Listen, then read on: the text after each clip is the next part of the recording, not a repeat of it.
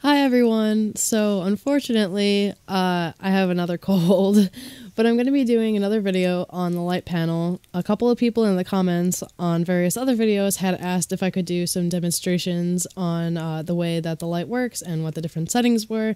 And since there's no dimmer on this panel, it's essentially just one setting all the time. So I just wanted to be a little bit more specific with you guys on how it works. Since there are some questions out there.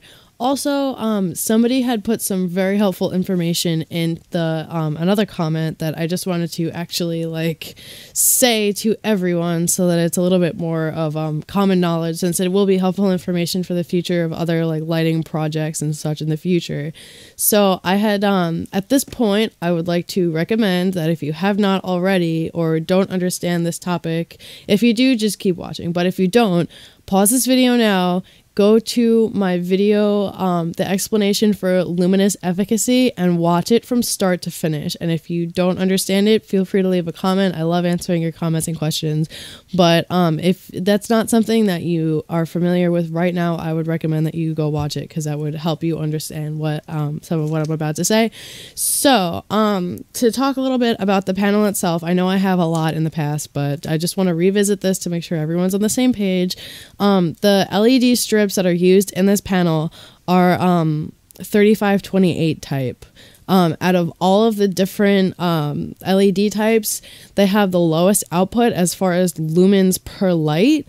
But that's almost like, if you want to, you can go out and find them. I just, for the lights that I was looking at for within my budget that I had set for myself, I couldn't find any of the two various other types that are usually out there.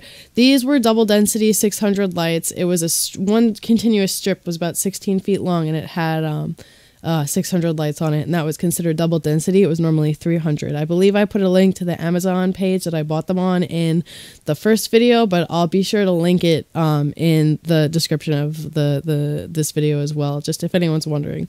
The other thing, I wanted to explain, the housing that the lights go in is made out of the following.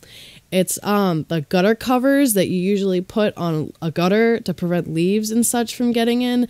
I got them from Home Depot. They're about $4 each. I cut them in half because they were 2 feet long, I think. Something like that. Or no, I'm sorry, it was 36 inches long. I cut them in half because this is 18 by 18. I'm just, oh god, my brain is just so shot. But I cut it in half and I bent it. I took two of them and put them together, and with the two of them I was able to make one square.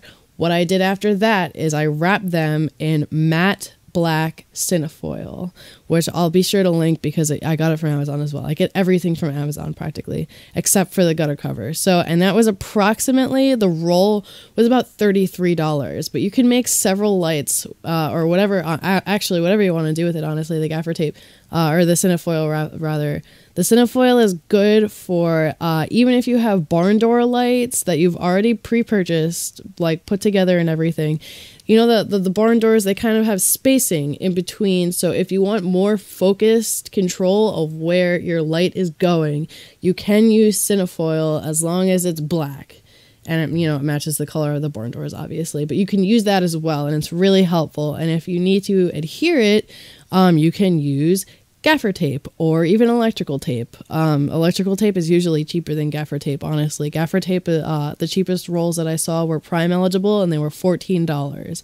And electrical tape is usually quite a bit less expensive. But it's personal preference, whatever you want to do. Both of them work fine. So in this case, back to the lights.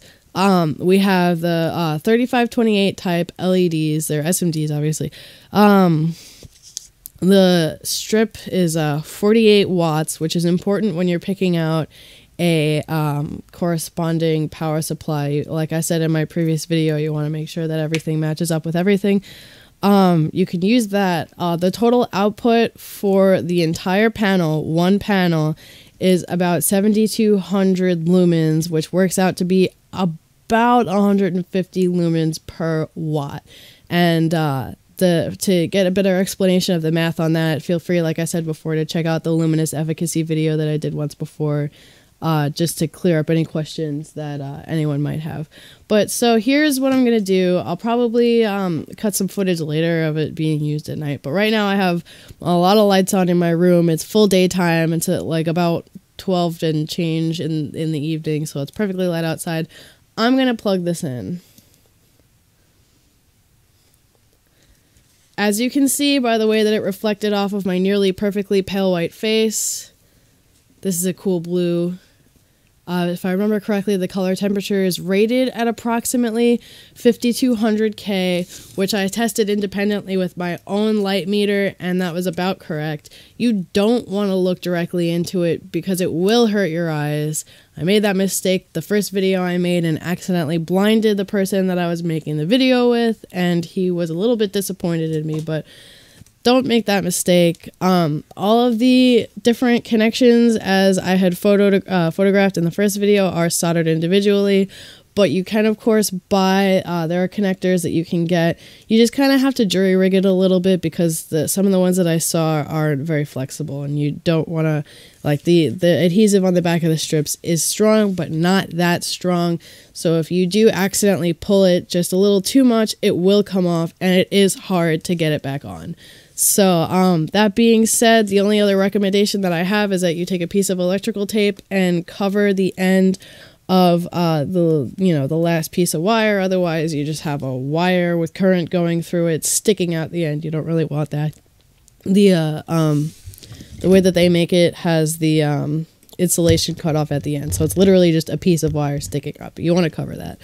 Other than that, it's pretty straightforward. As I said in my first video, it can be done inside of one day. And the power supply, I'll link everything. It's basically just, it's a laptop power supply that I bought. It was pretty cheap, and it, all of the numbers matched up. Another thing you want to make sure you do. So that's it. That's about it. I'm pretty sure that answers everybody's questions. Yeah. So with that, bye guys.